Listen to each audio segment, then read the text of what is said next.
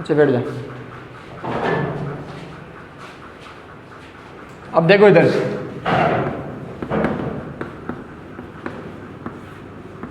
आज अपने को पढ़ना है क्या, बायोटेक। ठीक है, एक दिन मैंने पहले बताया था आपको कि टोटल बायोलॉजी में जो क्वेश्चन आएंगे अपने जेट के अंदर वो कितने आएंगे, 40 आएंगे। उन 40 के अंदर से 8 से 9 क्वेश्चन आपको अपने आप पढ़ने हैं, जिसमें पहला टॉपिक है प्लांट पैथोलॉजी। जैसे आपने चैप्टर पढ़ा था 6वां और 7वां पढ़ा था ना, कि फसल में जो रोग हो रहे हैं वो किससे कौन सा हो रहा है, ये रोग। और एक होता है एंटेमोलॉजी, मतलब कीटों का जो भी सिस्टम है। जैसे पार्ट नंबर 3 हो गया, पार्ट नंबर कौन सा हो गया, 13 हो गया। तो ये मैटर जो है ये 8 से 9 क्वेश्चन का आएगा।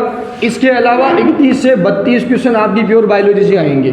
ठीक है, उसमें जो अभी अपन पढ़ रहे हैं बायोटेक, बायोटेक से 2021 के पेपर में क्वेश्चन आए थे कितने, 4। ध्यान रखना, 20 में आए थे 2, तो जरूरी नहीं है 4 ही आए, 2 भी आ सकते हैं, लेकिन क्वेश्चन श्योर आएगा। समझ गए बात। वैसे आपका 12 क्लास में पढ़ा हुआ है ये बायोटेक, आज अपन इसका पूरा अध्ययन करेंगे। लिखो, हेडिंग लगाओ सबसे पहले बायोटेक्नोलॉजी।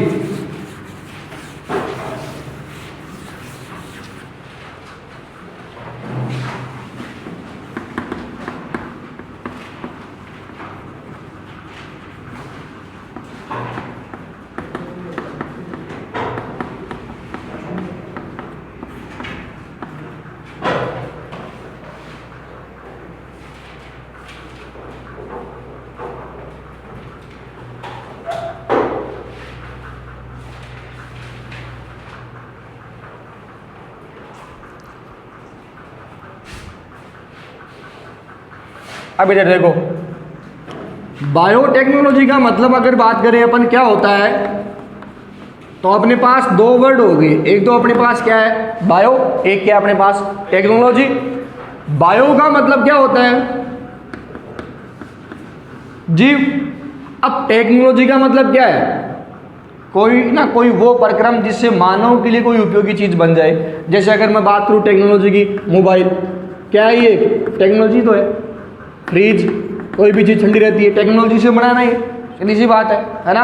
अगर डिजिटल बोर्ड की बात है तो भी क्या है, टेक्नोलॉजी है। अब यहाँ पर क्या मतलब होगा उस चीज़ का, यहाँ पर आप क्या काम में लोगे इस चैप्टर में, सूक्ष्म जीव। यानी अगर सूक्ष्म जीव को आप काम में लेके और इसके लिए मानव के लिए अगर उपयोगी चीज बनाते हो तो वो प्रक्रिया क्या कहलाती है, बायोटेक्नोलॉजी। जैसे एक उदाहरण मैं आपको समझाऊं, आपने 12th क्लास में पढ़ा था बीटी कपास, याद है क्या, अरे याद है क्या, बीटी कपास के अंदर कौन सा जीन डाला गया था, क्राइजीन। इसको कहां से निकाला था आपने, अरे क्राइजीन को कहां से निकाला था आपने, एक जीवाणु से निकाला था, उसका नाम क्या था, बेसिलस थुरिनजेंसिस था ना। तो इस जीवाणु से मतलब किससे, सूक्ष्म जीव से। तो सूक्ष्म जीव को आपने काम में लिया, उसमें से क्या बाहर निकाला, क्राइजीन। और किस पौधे के अंदर डाला था, कपास में, तो क्या बना था, बीटी कपास। तो कहने का मतलब यह है कि सूक्ष्म जीवों को काम में लेकर अगर आप मानव के लिए कोई उपयोगी चीज बनाते हो तो प्रक्रिया क्या कहलाती है, जैव प्रौद्योगिकी। जीवों को काम में लेकर किया गया प्रयोग। समझ गई बात। तो लिखो सबसे पहली लाइन, सूक्ष्म जीवों की सहायता से, सूक्ष्म जीवों की सहायता से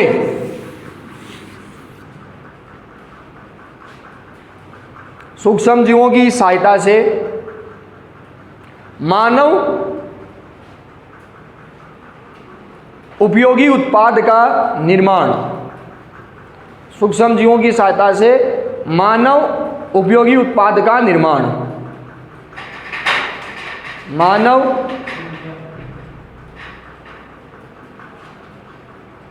उपयोगी उत्पाद का निर्माण किया जाता है।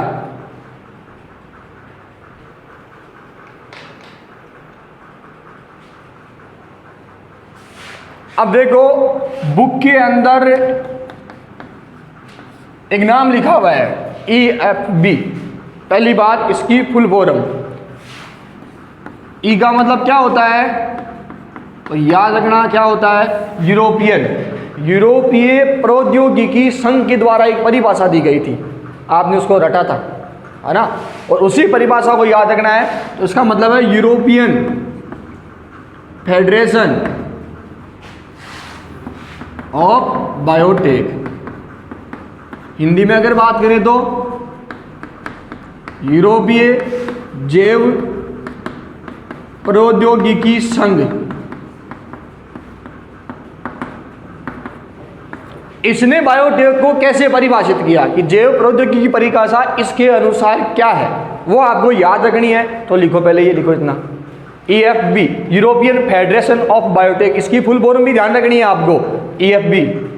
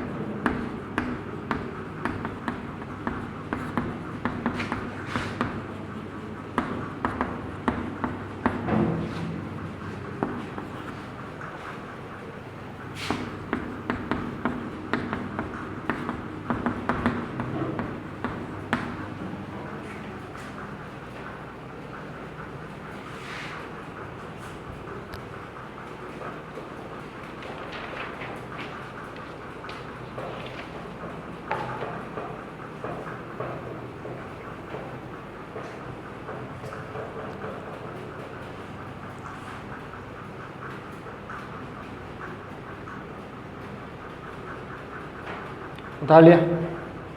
ये तीनों लाइन रटी हुई होनी चाहिए आपके दिमाग में। छोटा अगर क्वेश्चन आता है ऐसे आएगा, EFB के अनुसार जैव प्रौद्योगिकी संघ क्या है। अब 3 ऑप्शन तो ये दे दिए, चौथा दे दिया उपरोक्त सभी, तो कौन सा राइट हो जाएगा, उपरोक्त सभी। यानी कहने का मतलब है इन तीनों को आपको क्या करना है, रटना है, सीधी सी बात ये है ना। अगर क्वेश्चन आए EFB के अनुसार जो जैव प्रौद्योगिकी संघ है उसके अनुसार जैव प्रौद्योगिकी परिभाषा क्या है, तो ये 3 ऑप्शन देके चौथा दे देगा उपरोक्त सभी, तो उपरोक्त सभी वाला क्या हो जाएगा, राइट हो जाएगा। अब देखो पहली बात याद रखनी है, EFB का पूरा नाम क्या है, तो यूरोपियन फेडरेशन ऑफ बायोटेक है। इसके अनुसार मानव सेवा के लिए निम्न का मिश्रण ही, यानी इन तीनों को मिक्स कर दिया तो इन तीनों का जो मिश्रण है वही क्या कहलाता है, बायोटेक जैव प्रौद्योगिकी कहलाता है। जैसे पहला हो गया प्राकृतिक विज्ञान, दूसरा हो गया सूक्ष्म जीवों की कोशिकाएं और ऊतक, तीसरा हो गया आणविक स्वरूपक। अपना जो भी बॉडी है वो अणुओं से परमाणु से मिलकर तो बनी होती है, सीधी सी बात है। तो 3 लाइनें आपको याद रखनी है, ये समझ गए। चौथा ऑप्शन देके देगा अगर उपरोक्त सभी, तो वो राइट होगा, यानी तीनों रटनी है, 3 लाइनें याद रखनी है आप, ठीक है। अब उसके बाद ये समझ में आ लिया गया कीजिए। अब देखो जो बायोटेक है उसके सिद्धांत है 2।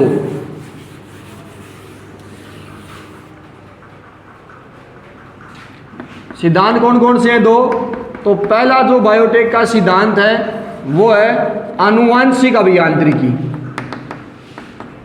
अब ढंग से समझने की कोशिश करना है सारे के सारे।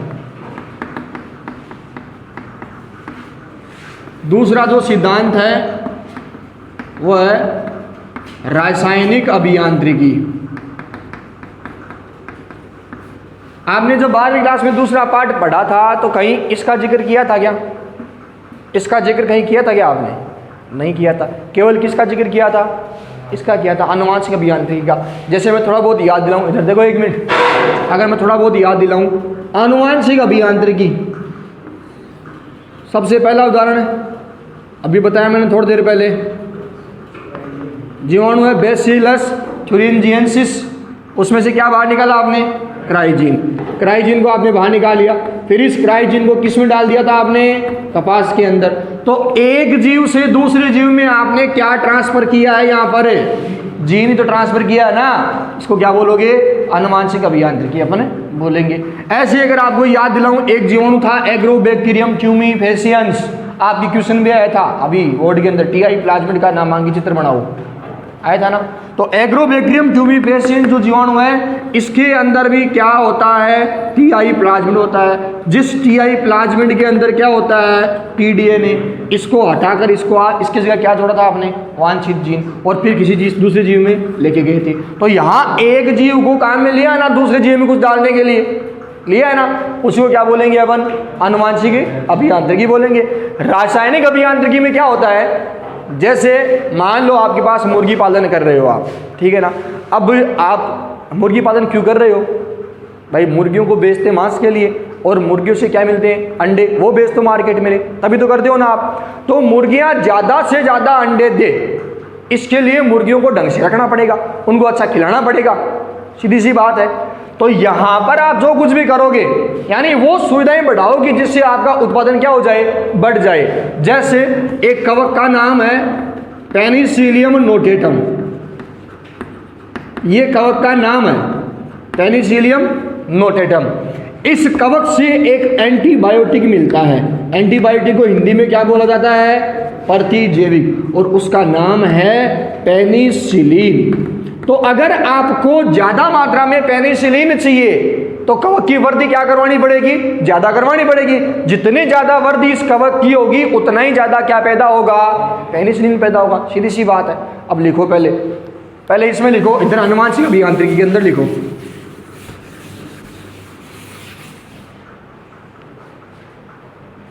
इसमें लिखो इधर, जीन स्थानांतरण द्वारा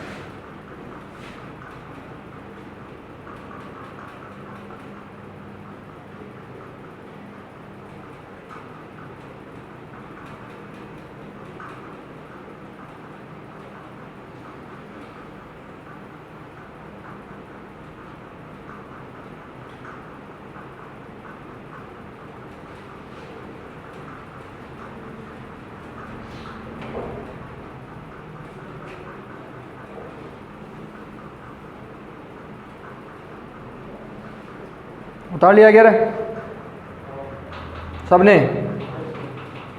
इधर देखो फिर वापस, कॉपी सब नहीं लेके आए हो ना? रफ कॉपी में कोई नहीं लिखेगा, हाँ, कि क्लास में दोबारा नहीं लिखूंगा, वहाँ केवल समझाऊंगा मैं आपको, ठीक है ना। तो देखो यहाँ पर देखो, जैव प्रौद्योगिकी के दो सिद्धांत हो गए, एक तो हो गया आनुवांशिक अभियांत्रिकी, एक क्या हो गया? रासायनिक अभियांत्रिकी। आनुवांशिक अभियांत्रिकी में आपने क्या बोला? जीन स्थानांतरण द्वारा। अभी थोड़ी देर पहले बताया था मैंने, एक जीव से दूसरे जीव में क्या ट्रांसफर कर रहे हो? जीन ही तो ट्रांसफर कर रहे हो, फायदे के लिए किया ना आपने। भाई आपने क्राइजीन जो निकाला था, वो क्राइजीन बेसिलस thuringiensis से निकाला और किस में डाला था? कपास में डाला था। तो ये यहाँ पड़ा था, इसको यहाँ से निकाल के यहाँ डाला, क्यों डाला? क्योंकि कपास के अंदर रोग हो रहा था, किसकी वजह से? याद है क्या? बोलवर्म की वजह से। ये नुकसान पहुंचा रहा था इसको, तो इस नुकसान को कम करने के लिए, कपास को बढ़िया बनाने के लिए आपने एक जीव से क्या निकाला, जीन निकाला, और दूसरे के अंदर क्या किया आपने, ट्रांसफर किया ना। ये तो बात लिखी है मैंने, जीन स्थानांतरण द्वारा, समझ गए। और अगर समझे, अर्थात अनुवांशिक संगठन में फेरबदल करना। पहले कपास के अंदर क्या ये जीन था क्या? अरे पहले कपास में ये जीन था क्या? नहीं था ना। इस जीवाणु में से निकाल के बाद में इसमें डाला है ना, तो पहले जो इसका अनुवांशिक संगठन था, क्या उसमें क्राइजीन था? नहीं था। इसमें से निकाल के डालने के बाद है ना, तो इसके अनुवांशिक संगठन में बदलाव आया कि नहीं आया है? आया ना। जबकि यहाँ मैं बात करूं तो इसमें वांछित जीव की वृद्धि अनुकूल वातावरण देके बढ़ाया जाता है। कहने का मतलब है आपको कोई ना कोई रसायन मिल रहा है, जैसे यहाँ पर अपने को एंटीबायोटिक मिल रही है, कौन सी, पेनिसिलिन। किससे मिल रही है? पेनिसिलियम नोटेटम कवक से। क्या है ये? कवक, ध्यान रखना। तो इस कवक की जितनी वृद्धि करवाओगे आपके पास उतनी क्या मिलेगी? पेनिसिलिन मिलेगी, सीधी सी बात है, समझ गए ना। अब अपना चैप्टर स्टार्ट होगा, अब अपना चैप्टर स्टार्ट होगा। हेडिंग लगाओ आनुवांशिक अभियांत्रिकी।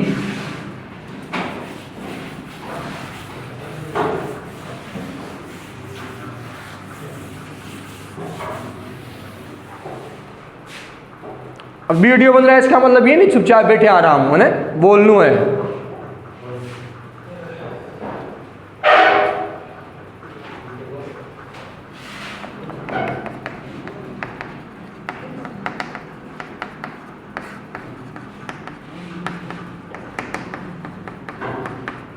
देखो आनुवांशिक अभियांत्रिकी जो है, इसको आजकल अपन ये भी बोल सकते हैं,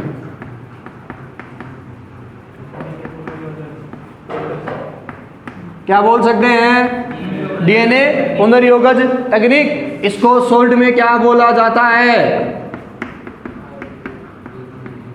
क्या बोलते हैं? RDA technology. पूरा नाम रिकॉम्बिनेंट डीएनए टेक्नोलॉजी। समझ गए ना बात को।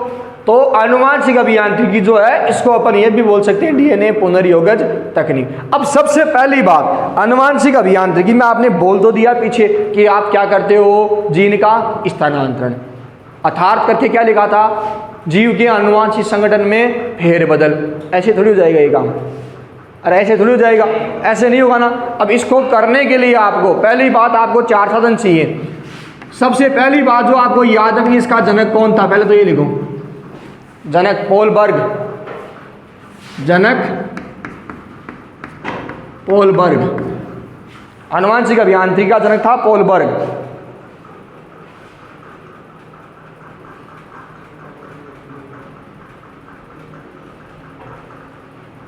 लिख लिया। अब देखो आनुवांशिक अभियांत्रिकी जो है, इसको करने के लिए आपको क्या चाहिए? साधन। करने के लिए क्या चाहिए? साधन चाहिए। कोई भी साधन हो सकता है, वो सीधी सी बात है। और साधन को अपन बोल सकते हैं इंग्लिश में क्या? टूल्स। ठीक है। सबसे पहला साधन जो आपको चाहिए वो इसमें क्या होता है? एंजाइम। ठीक है। दूसरा साधन जो इसमें आपको चाहिए वो क्या होगा? वाहक। तीसरा साधन जो इसमें आपको चाहिए, बताओ, पढ़ा हुआ है बार?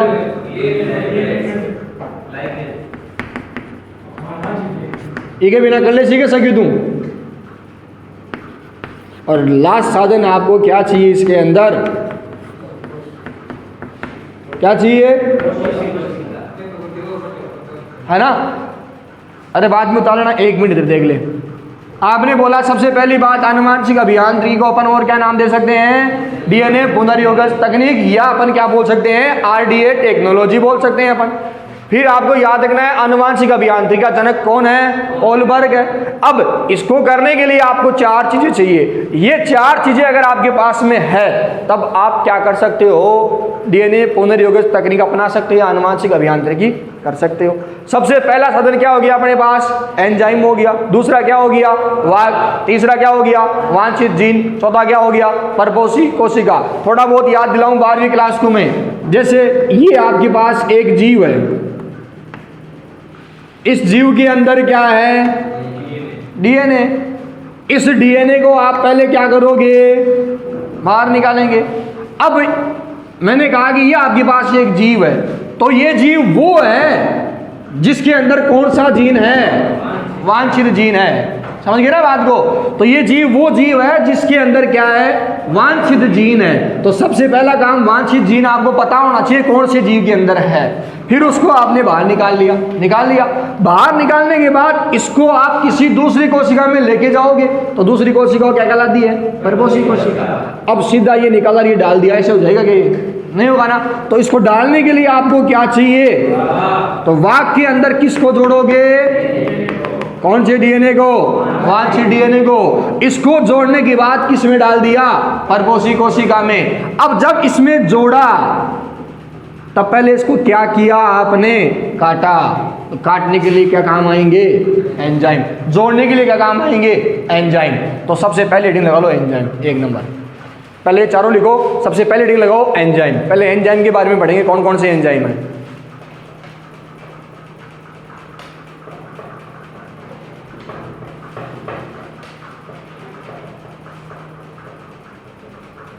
कोई चीज़ समझ में नहीं आए पूछ लेना, है ना। यहाँ मत सोचेगा वीडियो में जाली मनी आवाज़।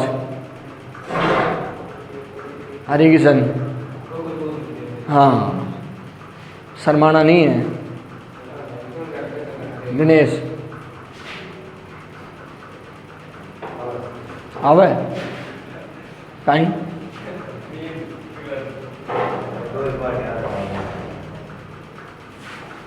ग्यारह 12 पार्ट था आपके, उतार लिया। सबसे पहले हेडिंग लगा ली एंजाइम, अरे लगा ली क्या।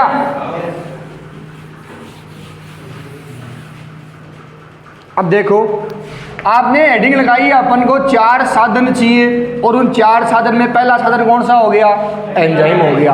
अब एंजाइम भी अलग अलग प्रकार के हैं, उनके बारे में डिस्कस करेंगे अपन, ठीक है ना। जोड़ने वाले एंजाइम अलग होते हैं, तोड़ने वाले अलग होते हैं, काटने वाले अलग होते हैं। तो सबसे पहले 1 नंबर पर अपन पढ़ेंगे डीएनए को निष्कासित करने वाले। भाई आपने बोल तो दिया कि ये है अपने पास एक जीव, इस जीव के अंदर जो डीएनए है वो डीएनए हो गया कौन सा, वांछित डीएनए, बोल तो दिया। अब इस वांछित डीएनए को इस जीव में से निकालने के लिए कोई ना कोई एंजाइम तो चाहिए ना आपको, है ना। तो यहां पर आप याद रखना, अगर आपने कौन सा एंजाइम काम में लिया है, कौन सा लिया है, सेलुलेज। सेलुलेज एंजाइम हमेशा अपन काम में लेंगे किस कोशिका के लिए, पादप कोशिका के लिए। यानी अगर आपके पास पादप की कोशिका है, उसमें से डीएनए को निकालना है, तो कौन सा एंजाइम काम में लोगे, क्यों क्यों जैसे कि, अरे कारण तो है ना कोई। पादप कोशिका भित्ति किसकी बनी हुई होती है, सेलुलोज की बनी हुई होती है। मैंने बताया था आपको कि अगर पीछे एज लगा हुआ है किसी भी एंजाइम के, मतलब आगे वाले को तोड़ेगा वो। तो यहां पर देखो, समझो सेलुलेज, ये तो नाम है इंग्लिश में, अरे ये तो है ना। तो मतलब आगे वाले को तोड़ेगा, मतलब किसको तोड़ेगा, सेलुलोज को तोड़ेगा। तो पादप की कोशिका भित्ति किसकी बनी हुई होती है, सेलुलोज की। और कोशिका भित्ति को तोड़ने के लिए कौन सा एंजाइम चाहिए आपको, सेलुलेज एंजाइम चाहिए। समझ गए बात। ऐसे अगर अपन बात करें दूसरा एंजाइम,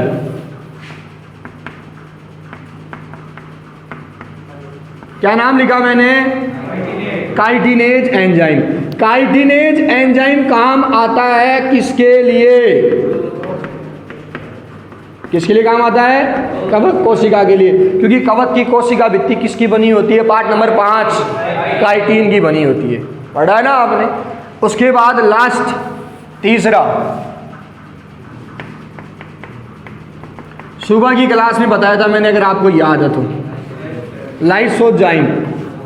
अगर आपके पास जंतु की कोशिका है या आपके पास किसकी कोशिका है, जीवाणु की कोशिका है, तो जंतु और जीवाणु की कोशिका के लिए आप क्या काम में लोगे, लाइसोजाइम। तो एंजाइम अपनी हेडिंग है, एंजाइम में पहले वो एंजाइम पढ़ रहे हैं जो भित्तियों को तोड़ने के लिए काम आ रहे जीवों की। जैसे अगर मान लो पादप की कोशिका है मेरे पास में, ये पादप की कोशिका हो गई, अब इस पादप की कोशिका के अंदर ये हो गई ऊपर कोशिका भित्ति, नीचे होगी कोशिका झिल्ली, और इसके अंदर आपका डीएनए पड़ा, इसको आपको बाहर निकालना है। तो बाहर निकालने के लिए पहले किसको तोड़ना पड़ेगा आपको? कोशिका भित्ति को। तो पादप की कोशिका भित्ति किसकी बनी होती है? सेलुलोज की बनी होती है, इसलिए कौन सा एंजाइम काम में ले लिया? सेलुलेज काम में ले लिया। तोड़ दी, उसके बाद आराम से बाहर निकाल लो। समझ गए? तो डीएनए को निष्कासित मतलब बाहर निकालने के लिए आपको जो एंजाइम चाहिए उनकी बात हो रही है। दूसरा, अगर आपके पास कोशिका है किसकी? कवक की, और कवक की कोशिका भी किसकी बनी होती है? काइटिन की बनी होती है, तो कौन सा एंजाइम काम में ले लिया? काइटिनेज काम में ले लिया। अगर जंतु या जीवाणु की कोशिका आपके पास में है तो उसके लिए आप एंजाइम कौन सा काम में लोगे? लाइसोजाइम काम में लेंगे। सबको क्लियर है इतनी बात? उतार लिया? जल्दी उतारो।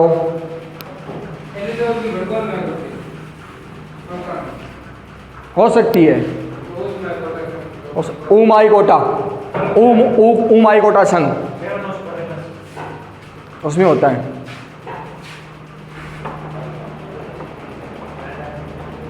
ज़्यादा है गर्मी, है ना? गर्मी ज़्यादा होगी ना, बंद करवाऊँ हुई ना? उसको खोल दी। कोई इफेक्ट पड़ा? ठीक है, चलने तो फिर, ठंडी हवा आ रही है।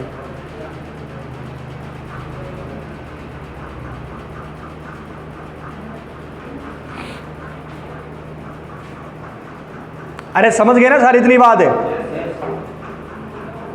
जब मैं क्लास में दोबारा पढ़ाऊँ ना उस टाइम मैं खड़ा करके पूछूंगा, ध्यान रखना। बी टाइम ढंगू समझ में आ जाली नहीं,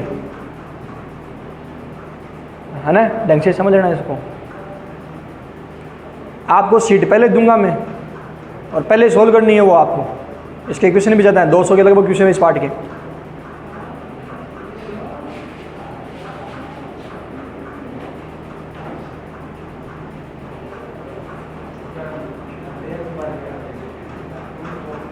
उतार लिया क्या?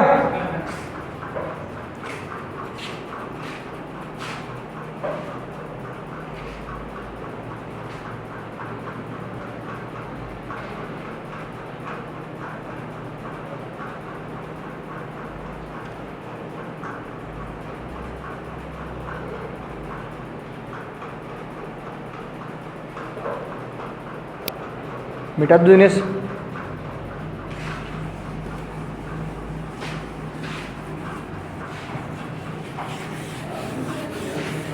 देखो अभी पहला पढ़ा अपन ने डीएनए को निष्कासित करने के लिए। अब अपन दूसरा पढ़ेंगे डीएनए के पाचन के लिए कौन से एंजाइम काम आएंगे, उनकी बात करेंगे। डीएनए का पाचन करने के लिए 2 एंजाइम काम आते हैं। पहला एंजाइम जो डीएनए का पाचन करने के लिए काम आएगा उसको क्या बोलेंगे? एक्सोन्यूक्लिएज। दूसरा जो काम आएगा उसको क्या बोलेंगे? एंडोन्यूक्लिएज। तो आपके पास 2 एंजाइम है, एक तो है एक्सोन्यूक्लिएज, दूसरा क्या है? एंडोन्यूक्लिएज, डीएनए के पाचन के लिए। अब ये मैंने 12वीं क्लास में बताया था आपको। एक्सोन्यूक्लिएज जो होता है वो डीएनए को कहाँ से काटता है? किनारों से। तो ये तो डीएनए को कहाँ से काटेगा? किनारों से।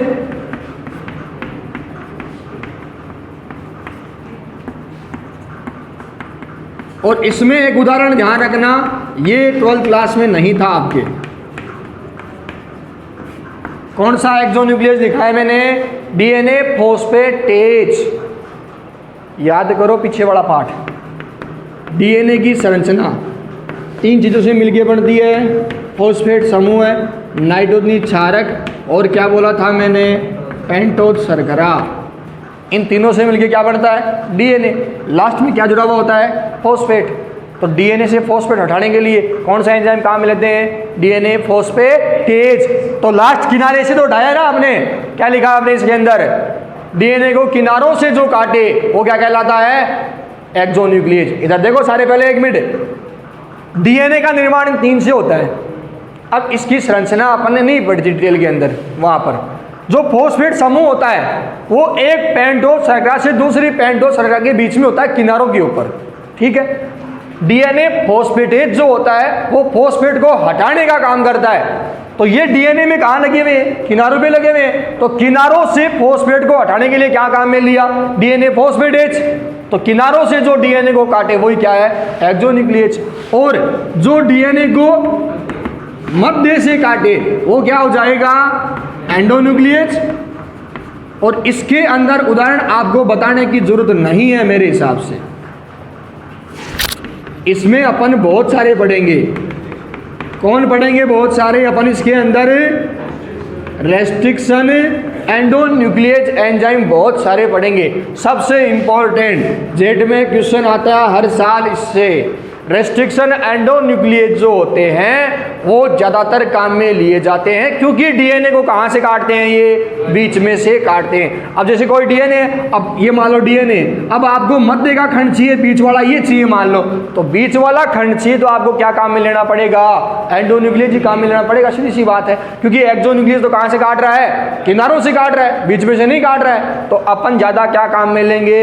एंडोन्यूक्लियेज काम में लेंगे। जैसे इसमें उदाहरण अगर आपको मैं बताऊं, सबसे पहला इकोआर फर्स्ट, दूसरा हिंद सेकंड, तीसरा बाम फर्स्ट, चौथा पीएसटी फर्स्ट। अरे ये सारे नाम कहाँ से आए हैं? एक डायग्राम था बुक के अंदर पीबीआर 322 का, उस पीबीआर 322 के अंदर ये नाम लिखे हुए थे। सारे के सारे क्या होते हैं? एंडोन्यूक्लियेज, जो डीएनए को कहाँ से काटे? बीच में से काटे। तो दूसरे एंजाइम हैं डीएनए के पाचन करने वाले, मतलब काटने वाले, दो, एक्सोन्यूक्लियेज और एंडोन्यूक्लियेज। उतारो फटाफट।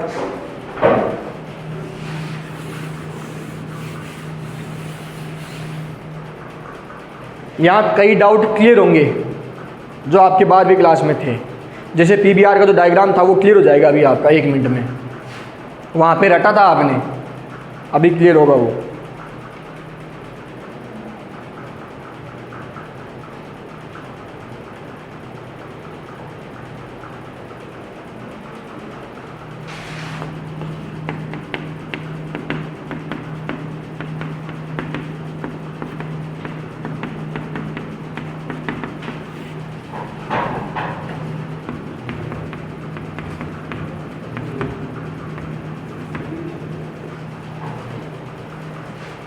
लास्ट तीसरा है, डीएनए को जोड़ने के लिए कौन सा एंजाइम काम आता है? एक ही याद रखना है, लाइगेज। दो डीएनए को आपस में जोड़ने के लिए कौन सा एंजाइम काम आएगा?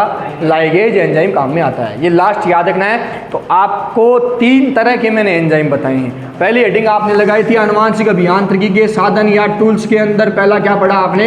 एंजाइम। तो एंजाइम जो होते हैं वो 3 टाइप के होते हैं। पहला डीएनए का निष्कासन अलग करने वाले, उसमें आपने 3 पढ़े। पहला क्या पढ़ा? सेलुलेज, किसका पाचन करता है? पादप कोशिका का। दूसरा क्या पढ़ा? काइटिनेज, किसका? कवक की कोशिका भित्ति का। तीसरा क्या पढ़ा आपने? लाइसोजाइम, अगर कोशिका जंतु या जीवाणु की है। दूसरी हेडिंग आपने पढ़ी क्या? डीएनए का पाचन करने के लिए कौन से एंजाइम काम आएंगे? 2 नाम याद रखना है, एक्सोन्यूक्लियेज और एंडोन्यूक्लियेज। एक्सोन्यूक्लियेज डीएनए को किनारों से काटता है, उदाहरण क्या हो गया? DNA phosphatase. जबकि एंडोन्यूक्लियेज डीएनए को बीच में से काटता है, उदाहरण क्या हो गया? रेस्ट्रिक्शन एंडोन्यूक्लियेज। बहुत सारे पढ़ेंगे अपन यहाँ पर। और तीसरा है डीएनए को जोड़ने वाले एंजाइम कौन से? तो एक ही नाम याद रखना है, कौन सा? लाइगेज। समझ गए बात? अरे समझ गए पीछे? ठीक है, आज के लिए इतना ही। 7 बज गए हैं, 7 बज गए हैं।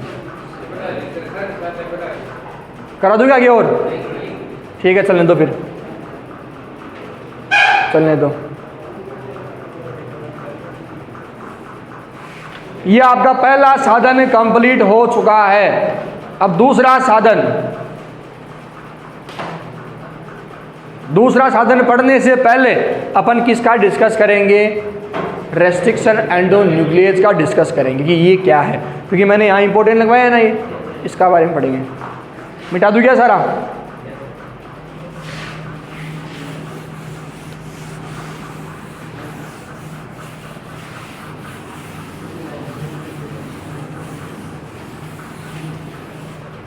काल डस्टले राजे रे स्वरूप। देखो अब अपन डिस्कस करेंगे किसका? REN का। REN का मतलब होता है रेस्ट्रिक्शन एंडोन्यूक्लियेज। हिंदी में इसको क्या बोलते हैं, याद है क्या? प्रतिबंधन एंजाइम। ये हिंदी में नाम हो गया इसका। समझ गए बात? हेडिंग लगाओ पहले।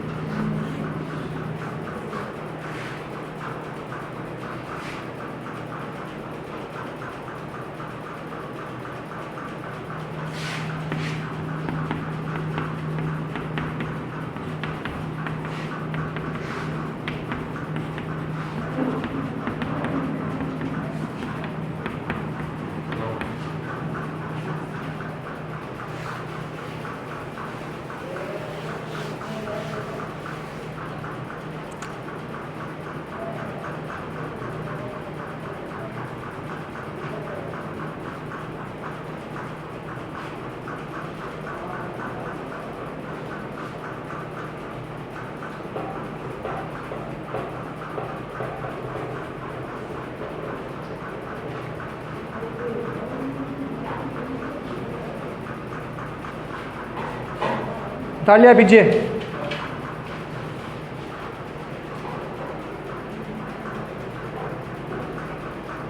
देखो सारे क्वेश्चन है। REN शॉर्ट में पूरा नाम क्या है? रेस्ट्रिक्शन एंडोन्यूक्लियेज है। हिंदी में क्या बोला?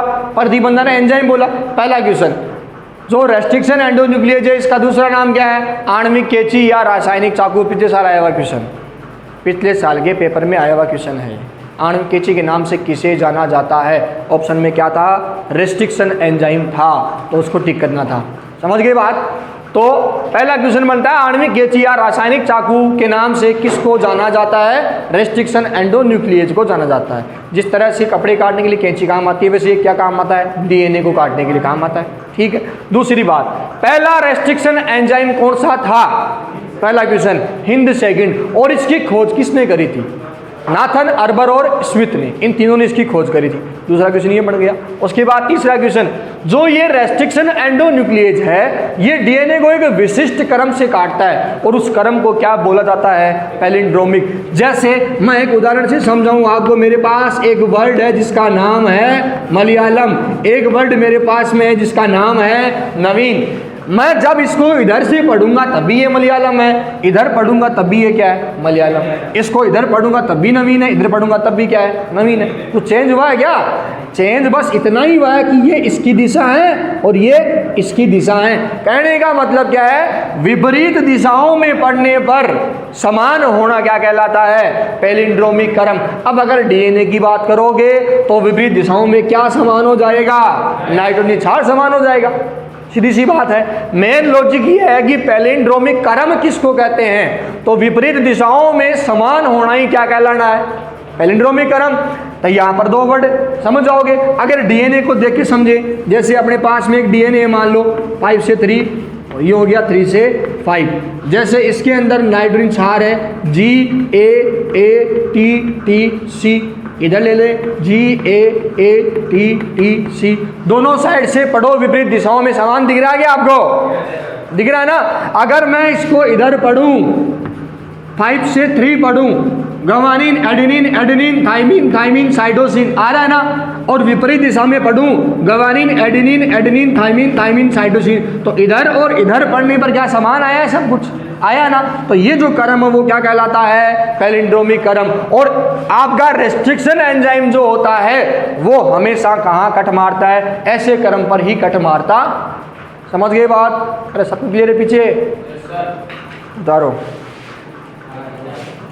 उतारो, अब आज इतना ही, बाकी कल।